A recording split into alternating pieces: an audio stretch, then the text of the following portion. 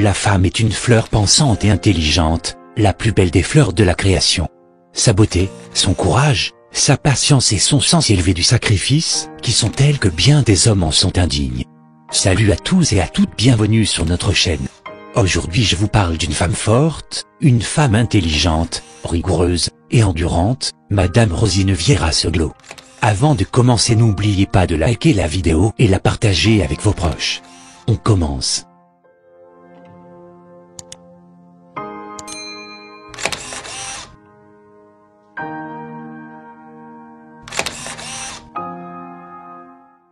Rosine Vieira Soglo, née le 7 mars 1934 à Ouidah, Bénin, est une femme politique béninoise. Députée à l'Assemblée nationale de 1999 à 2019, elle est également membre du Parlement panafricain. Épouse de Nicéphore Soglo, elle est première dame du Bénin entre 1991 et 1996. Elle est issue d'une famille afro-brésilienne. En 1946, elle se rend en France pour étudier au lycée puis le droit. Elle exerce la profession d'huissière entre 1965 et 1968.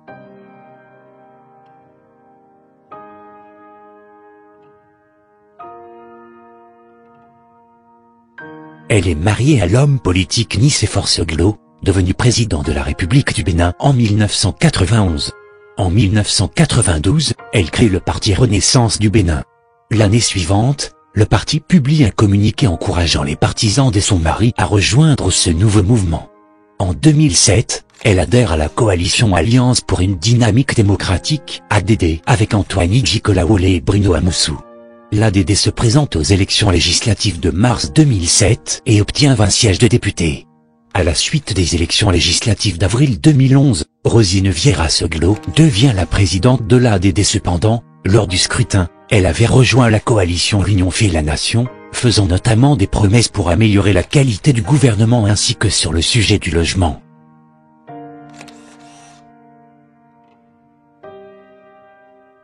S'il est admis et même attendu, dans la plupart des pays, que la première dame s'investisse dans le domaine social par le biais d'associations, fondations, organisations non gouvernementales, ONG ou autres institutions de bienfaisance. Elle crée l'ONG Vitolé. Sur le plan vestimentaire, Rosine Soglo se distingue par sa tenue très moderne et souvent raffinée. Elle porte rarement d'épagne, ou alors il s'agit de tissus de luxe, sa préférence allant aux tailleurs habillés dont l'élégance est soulignée par des chapeaux à large bord.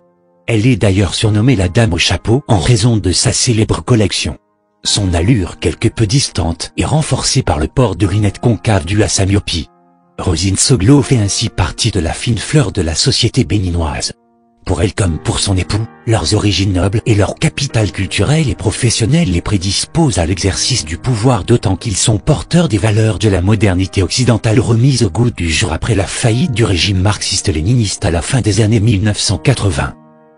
L'action politique de Rosine Soglo est ressortie plutôt de l'entreprise politico-familiale, d'une transposition du modèle du couple sur la scène publique avec partage du travail politique entre les époux. Ce transfert de pratiques domestiques dans le champ politique a contribué à faire entrer le pouvoir démocratique de Nicéphore Soglo, engagé dans une stratégie de survie politique, dans une ère népotiste et clientéliste. Pour mieux saisir les ressorts, la nature et les enjeux de cette trajectoire politique, nous étudierons les conditions de formation de l'entreprise familiale avant d'apprécier le type de militantisme que développe Rosine Soglo.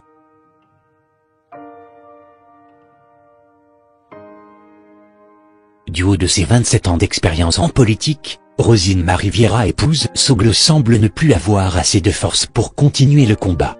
Depuis sa dernière hospitalisation où son présumé décès avait été fortement agité sur les réseaux sociaux, elle s'est visiblement rendu compte qu'elle ne pouvait plus en faire plus.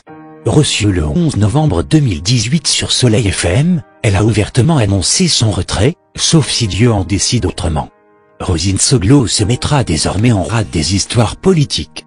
On ne verra donc plus la femme rigoureuse, acerbe dont les interventions à l'hémicycle contribuent à mettre parfois de l'ordre au sein des représentants du peuple, au vu de son statut de doyenne d'âge. À l'entendre, la mémoire y est toujours, la force intellectuelle toujours au top, mais le physique lâche et demande du repos.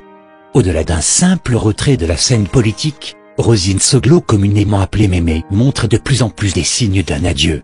D'ailleurs, Son dernier discours au Parlement montrait visiblement qu'elle passait ses derniers messages. L'expression adieu est revenue par moments. Mieux, parlant de la décision de la Cour suprême dans le conflit interne du parti RB, elle a plusieurs fois martelé, tôt ou tard, la Cour suprême va rendre sa sentence. Peut-être que je ne serai plus là. Rosine Sogle serait-elle en train d'écrire littéralement son testament? Se voit-elle déjà proche de son parcours terrestre? Des interrogations que le temps aidera à solutionner. Mais ce qu'il convient de retenir pour le moment, c'est que Mémé va se retirer et son dernier discours à l'hémicycle ainsi que son passage sur Soleil FM ce jour en disent long. Ce retrait de la scène politique de la doyenne d'âge du Parlement se présente comme une réponse à ceux qui ont toujours souhaité que le couple Soglo puisse enfin se retirer de la politique. Même si Nicéphore Dieudonné Soglo semble encore avoir assez de force pour continuer à animer la vie politique, Mémé n'en peut visiblement plus. Des coups politiques reçus et donnés.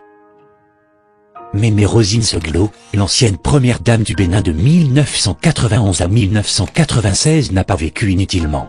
Une carrière politique et une présence sur le plan social bien chargée pour celle qui, des années durant, a conduit la renaissance du Bénin RB et l'ONG Vidolé. Cette fois, c'est sûr. Rosine Soglo, 87 ans, doit quitter la présidence de la renaissance du Bénin RB. La femme de l'ancien président béninois Nicéphore Soglo se dit prête à rendre son tablier au profit de son fils, Léadi. Objectif pour ce dernier, reprendre les rênes maternelles pour asseoir sa légitimité. Car, en 2011, la case a été prise par Adrien Oungbeji, candidat unique de l'opposition parti sous la bannière de l'Union fait la Nation UN. En vue de ce congrès, le maire adjoint de Cotonou a envoyé des émissaires discuter avec tous ceux qui ont pris leur distance avec la RB ces dernières années. Le discours tenu, rassuré et rassemblé. C'est tout pour aujourd'hui. Si vous avez aimé la vidéo, n'oubliez pas de la liker et la partager avec vos proches. À la prochaine pour une nouvelle vidéo. 229 Média Info toujours proche de vous.